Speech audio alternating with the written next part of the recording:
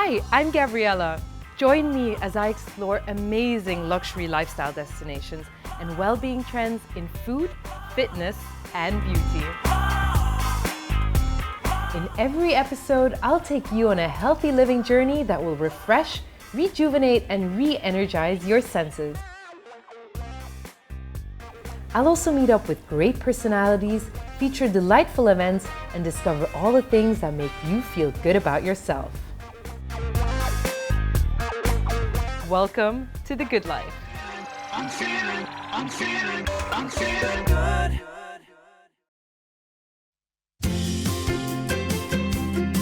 This week, I'm visiting the home of Zahra Abdalla. A mom to 3 beautiful boys, this self-proclaimed modern-day Bedouin has succeeded in carving a significant niche in the food blogging world. Tune in as she gives us a peek into her life as a wife, mom, and a foodie. Hi, Zahra. Hi, Gabriela. How are you? Good, how are you? Welcome. So excited to have you over. Oh, thank you so much for having us as well. I can't wait. Come on in. Thank you.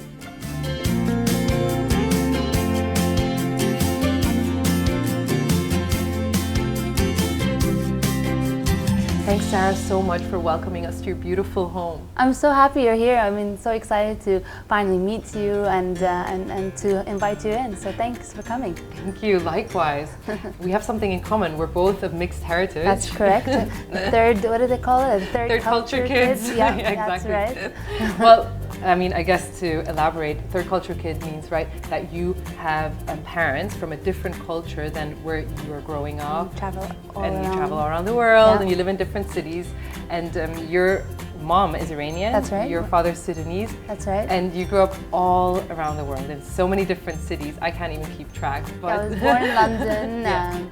Lived in Saudi, lived in Greece, lived in the UK, lived in the States and Canada. Yeah, I remember that. And now Dubai is home for the last 14 years.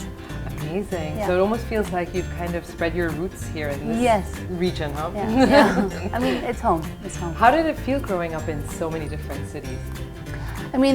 There were pros and cons. Obviously, you had to change friends, but then I became quite resilient as a result. So now, as an adult, I can look back at my childhood and say, it's really cool because I got to travel all over the world. I got to engage and be part of different cultures. I tasted and learned lots of different food and cuisines. The best part is I have friends all over the world. So, if I'm traveling somewhere, I just, Facebook them. Touch base with them and I know, that's so true actually. You can pick up the phone wherever you are and you'll find someone that you can meet and they can show you around, give you that local experience as well. So how many languages do you speak, having lived in all these different countries? Obviously I speak Arabic, English and Iranian. I learned French in school because Canada is a bilingual country, and I think in my previous life I was Latino. So I'm obsessed with the Spanish language, Spanish music. No wonder, it's great. It's so nice. So I studied Spanish, went backpacking in Chile and Peru and tried to immerse myself into the Latino culture. It's amazing, you speak 5 languages. That's more than enough to get around, I'm sure. So of all the cities that you lived in, which one was your favorite? Do you have one? I have one. I love living in Dubai. It would take a lot for me to want to uproot and move somewhere else. But if I was going to choose another city, it'd have to be London. We were recently in London. The weather was gorgeous, the vibe, the energy. Yeah, no, London is beautiful, really. London is lovely. Especially in the summer, of course. Yes. You are married to a Jordanian man and you have 3 boys. Absolutely, yes. And they're still little, right? Yeah. How old are they? So the eldest will be 8 in September. Yeah. And the second one is 6.5, and the youngest will be 3 in October. Oh, cute. Yeah. What a lovely age. Well, they're a handful, but they're a lot of fun. I get lots of little "Mommy, I love you" notes. I'm trying to enjoy those as much as possible. I know, you have to. I'll know they'll grow out of that stage. You have to soak it in. Same with my daughter, she hugs and kisses and she's so affectionate. Yes. And I love it because it won't last forever. How's it for them, being in this multicultural family? It must feel normal to them, obviously, but in terms of, culture, food, language, religion, how are you dealing with raising them? They're a bit confused. One day they think they're Jordanian, one day they think they're Sudanese, one day they think they're Iranian. One day they think they're British, but the reality is we're just trying to teach them, and hopefully they'll get it at some point, a little bit of everything. And they love the fact that they're starting to understand it slowly, and especially my eldest, and he really appreciates it. Yeah. And it's funny, he's really enjoying all of the benefits from the foodie side. Yeah. Because they actually have a quite developed palate, and they appreciate, I really need to compliment you once again on your decoration Oh, and your thank home. you. It is so beautiful, Thank really. you so much. How do you keep it this like immaculate looking? It looks so orderly. I mean, I have one little baby daughter. At the end of the day, it looks like a hurricane passed through my house. I'm actually teaching her how to clean up. In Swiss German, it's called Aufräumen. It means learn how to put things back into the place where you got it. And she understands the concept. I'm very happy about that. Well, upstairs they have their own space. Yeah. So they have a TV room upstairs, they've got their bedrooms, they've got their toys. But that being said, that doesn't mean that they're quarantined into the upstairs space. Our home is very important for us. And so I've kind of just made sure my kids have adopted that attitude where this is our home, this is our space, we have to take care of everything, we need to be kind to our furniture. So I've never, even when my kids were toddlers, I've never been the type of mom where I've taken things off the table and hid them, or I've patched up corners. Yeah. I just think that kids are really smart, and you might have to be a bit repetitive to get the point across, and you might sound like a broken record, but they will get it, and he's good. Are there any house rules in the sense that, or chores that they feel like they can contribute to in your home? I mean, do they have to remove the dishes after eating? Or are there any sort of things that you teach them? Well, this summer we've done this. I made them sign a contract with me. Wow. If that's the only way to do it, why not? They haven't really signed anything, but this was the agreement. Yeah. They want to have access to TV and Xbox and iPad. They must do a certain list of chores. Okay. And so it starts off with waking up, brushing their teeth, fixing their own bed, having breakfast. I mean, their nanny will help them, but they must clean up after themselves and put the dishes away in the dishwasher. And they must write for half an hour, write in their journal about what they did in the day. They have to read half an hour. They have to do some physical activity where they play or they're building a Lego, just something where they're using their hand motor skills when they finish. And then we do meditation. Wow, to top it all off, as if everything wasn't amazing I enough. think that's for me. Yeah, exactly. Quiet time. I get them all settled. I'm like, now time to meditate. So they sit and they are giggling under their breath, obviously. They have to do these things. It's so important, especially here in the region. We're so privileged, that we have help, and I think kids can quickly learn to take that for granted. And one day when they move abroad or go to university, they'll have to be able to take care of themselves. Absolutely, right? absolutely. It was cute. The other day I was I think I was just really tired and had a very tough day, busy with so many things. So I didn't wake up early next morning, and I think my husband had told the boys, listen guys, mom's really tired, so leave her to sleep in.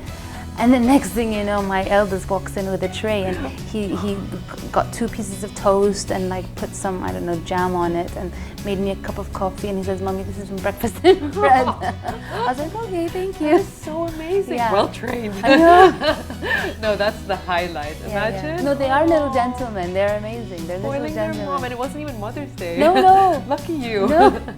I know, seriously. I can't wait for that age. Oh, so cute. So cute.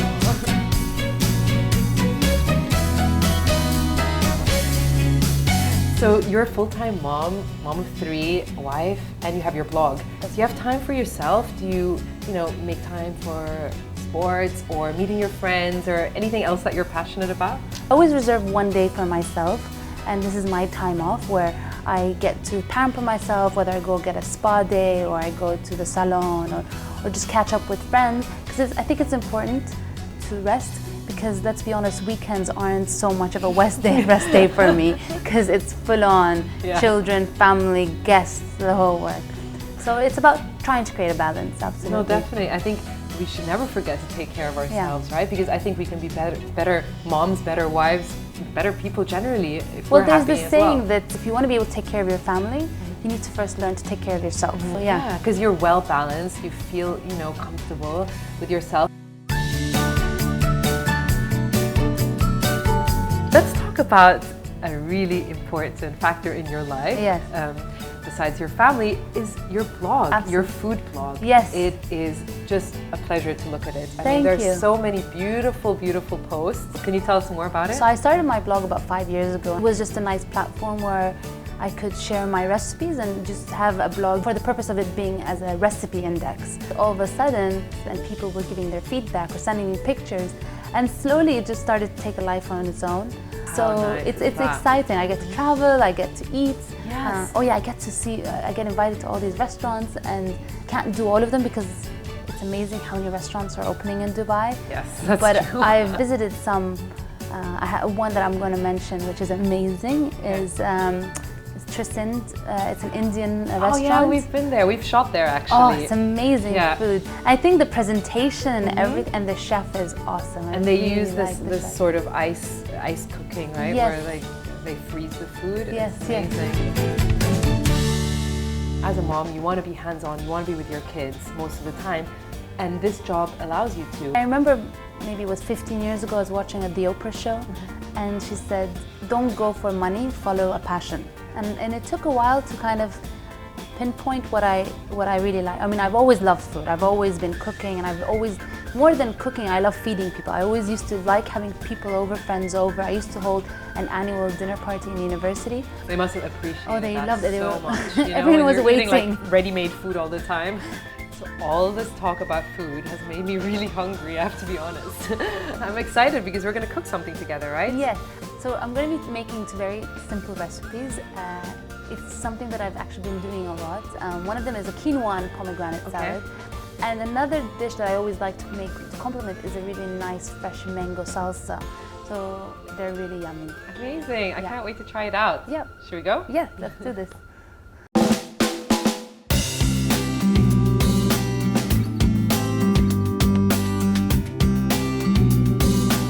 We're still in the lovely house of Zahra, and she's going to show us two recipes that are not just delicious, but healthy too. So which one are we starting with?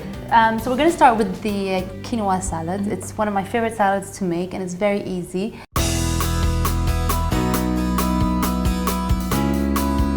I've already pre-made the quinoa, and so basically, usually a lot of packages, they say 1 cup of uncooked quinoa and cook it with 2 cups of water, or 2 cups of liquid. But I find that it becomes too soggy. So my rule of thumb, which always works, is I always add 1 cup of quinoa with 1 cup of water, and let it simmer on really low heat, and that's perfect. Oh, good to know, because actually that is always my danger. Like, it just becomes too soggy so quickly, and it's like, I don't know, it's such a risk doing this sometimes. Yeah, I like it to have a little bite. It just, I find that it's much more enjoyable to eat.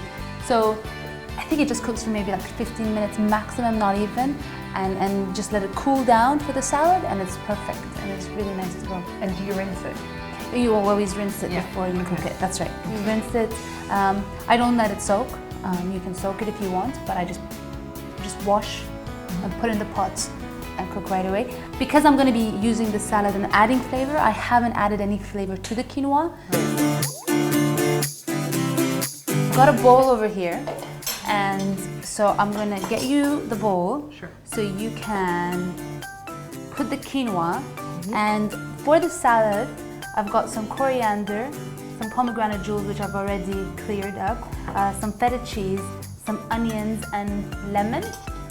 I like to chop my onions quite finely for the quinoa salad, and usually... especially if they're raw, right? Yes. I think it's nicer, yeah. But what you end up happening sometimes is that it gets a bit difficult. So what I do is I don't chop all the way through to the end.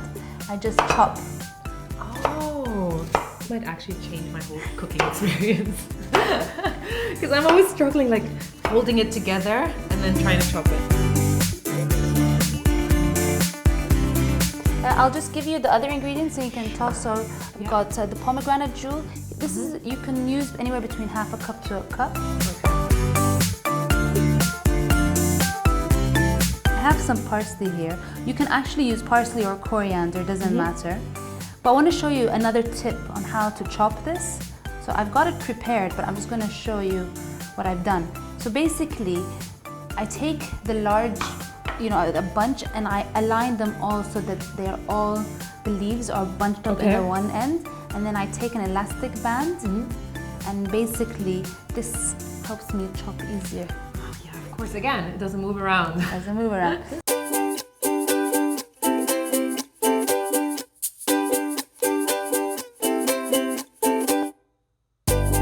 And I like adding the green to it because it gives it some nice color. And then here I'm just gonna add the lemon juice. Yeah, this is so nice and fluffy. I really have to follow that advice of yours with the water content. That'll make the difference. Just gonna hopefully not squeeze you. And oh, I squeezed myself. And I'll just drizzle some olive oil. So I like the lemon juice, it gives it a nice tangy flavor. Yeah, I'll just all the vitamin C. Salt.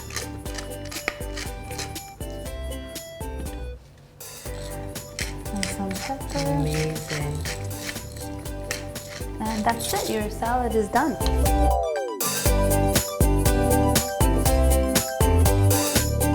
When we come back, Sarah's going to show us how to prepare a spicy mango salsa.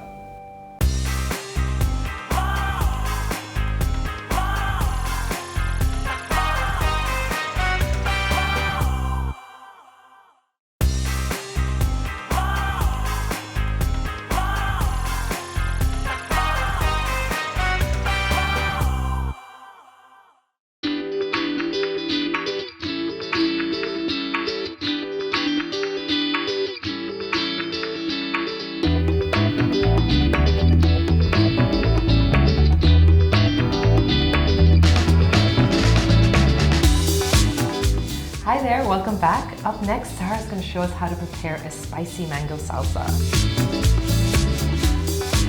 I actually had the salsa at a friend's house for the first time. They were having a barbecue and I just loved it so much that I just started making it ever since.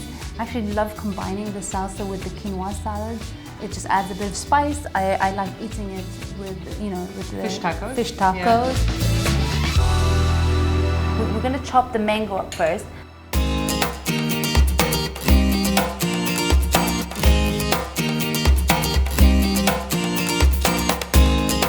We come from a family of feeders. Yeah. We love feeding, we love cooking. I love that you say family of feeders as opposed to family of foodies. I mean, I'm sure both applies, but it's really nice, that idea that you like to feed people. You like to make people happy. I mean, my grandfather, he was famous for going to the supermarket and just stocking up. Wow. And my grandmother's house was always an open house. It was like a hotel. Really? People were just constantly coming in and out. It was insane. And they felt very welcome as well, and like an open door policy, basically. It was an open door policy. And my grandmother never knew how to make small quantities or buy small quantities. I mean, it's funny, the other day, so I'm just gonna chop the onions. Sure. So the other day, I was visiting her and she's like, oh, I need to buy half a ton of rice. And I'm like, what? She's like, wow. I'm like, why do you need to buy half a ton of rice? She's like, well, this is how we did it. And she's just so old school that she cannot change. Gabriela, if you can just squeeze the lemon in for me. Here it's doing. Thank you. Okay, and I'll just chop this. So sophisticated, this tool. Oh wow, yeah, this is so easy. Okay, so the final thing I have is the chili. Yeah. I'm only gonna put one. Yeah. Because it's spicy enough and you don't need more. So I'm just gonna chop it and de-seed it. Is it true that the seeds are the spicy? Yeah, that's where that's where the spices all held. If you can just season it with the salt and pepper. Sure. And then we'll just add some olive oil. What olive oil do you usually use? So this is actually organic olive oil from my husband's farm in Jordan. Wow, okay. That's amazing. Yeah, we're quite lucky, I have to say. We get organic sumac. Yeah. we get organic za'atar, and we get, you know, organic olive oil and olives from the farm. Gosh, that's the best. I didn't even know Jordan produced olive oil as Oh, well. yes. We were in Greece a couple of weeks ago, and we were on an island, Catalonia, that is known for their olive oil. So the olives that they grow there are not olives you can actually eat. They just make olive oil out of it. Yeah. And we went to this one store, and the guy was selling us his own olive oil from his own garden. Yeah. And I've tasted it. Obviously, we bought a few bottles, and they're just it's different. Yeah. So we'll just tidy up, and then maybe we can sample everything? Yes, okay, please. excellent. That'd be great.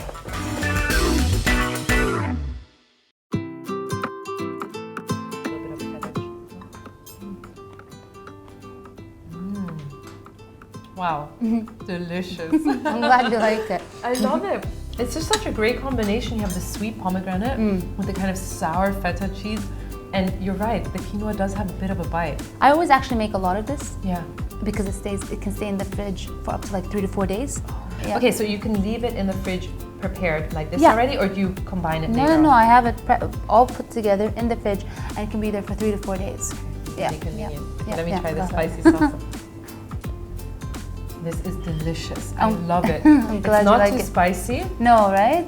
But the combination of the onions and the sweet mango. I love red onions. I love red onions. It's different. It does taste different to the white onions. Brown onions, right? If you don't want the flavor of the onion to be too pungent, you can just let it soak in olive oil. Okay. For about 10-15 minutes, and then put it into the salad. I see. That softens the flavor. Oh, I see. But do you use the olive oil, or you? Yeah, because we drizzled a bit of olive oil in the salad. So rather than drizzling it, you can just soak it, and then pour it in with the onion. I think this is something my daughter would love as well. I mean, she loves quinoa as it is. Yeah.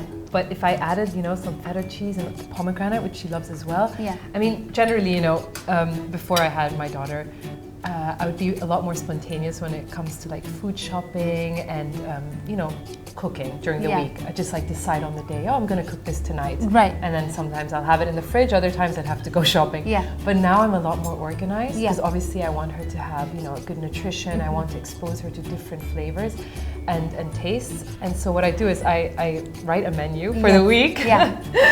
I find that so much easier because then you can go shopping and buy exactly what you need, all the ingredients that you need for the menu. Yeah. And I mean, I would love to hear from you. You know so many different recipes, and I'm sure you know what kids like as well. Yeah. Do you have any tips or advice on, what works for kids? So like you, I'm also big on planning. I find planning just makes the whole process easier just because our lives are hectic with the kids, our work, after school activities. And so I don't necessarily like to go to the supermarket every single day. So I always do my, if not for a week, at least for 3 to 4 days grocery shopping. Yeah. And I always make a point one day of the week. So say if I'm making a lasagna, for example, I'll make double the quantity and freeze it, because while we'd like to say we can always stick to our schedules, there are going to be times where, although we have scheduled to make one dish on a certain day, we get caught up in traffic and some late last-minute meeting or whatever.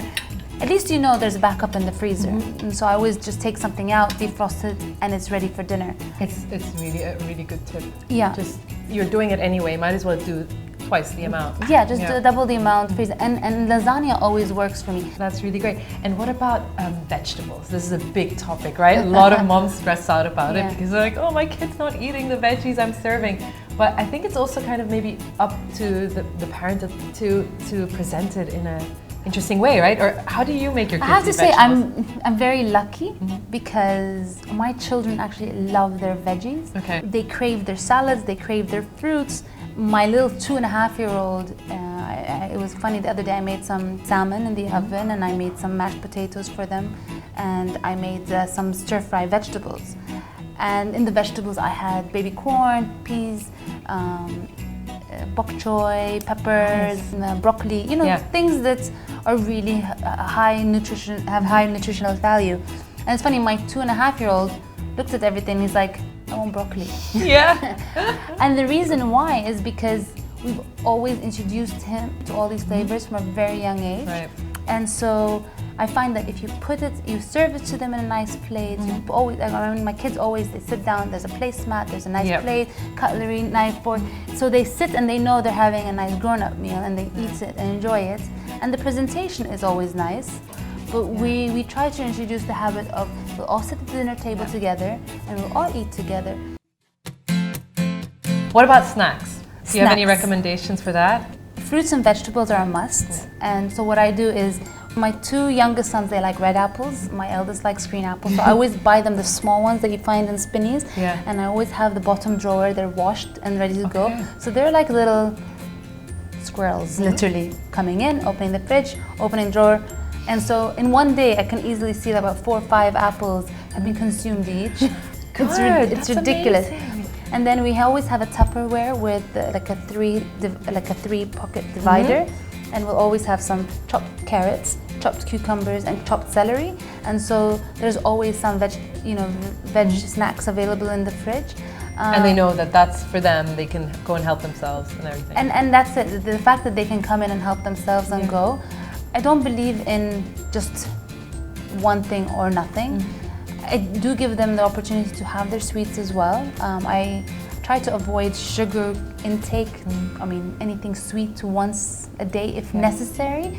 You mean artificial sugar or? Like an ice cream, but I'll try to get like the organic, the natural sugar, or I'll make muffins. Instead of using white sugar, I'll use agave syrup. Right. Or maple They're alternatives, syrup.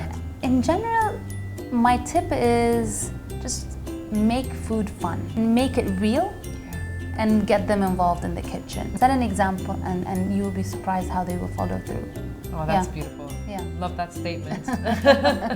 Thank you. Thank you so much. Yeah, for sharing I'm so those glad tips. that you stopped by, and I'm glad you've enjoyed the meal, and I hope. Very much so. I mean, I really appreciate that you showed us how to prepare this, and of course also all of your valuable tips. Thank you. And letting us into your beautiful home. Thank you. It was just such a Come pleasure. Come back, I'll make you fish and juice. Oh, yay. I'd love that. Thank you. Thank you. I hope you enjoyed spending the day together with Zahra and me. And remember, if you have any comments or suggestions, get in touch with us on our social media pages. I'm Gabriela, and this is The Good Life.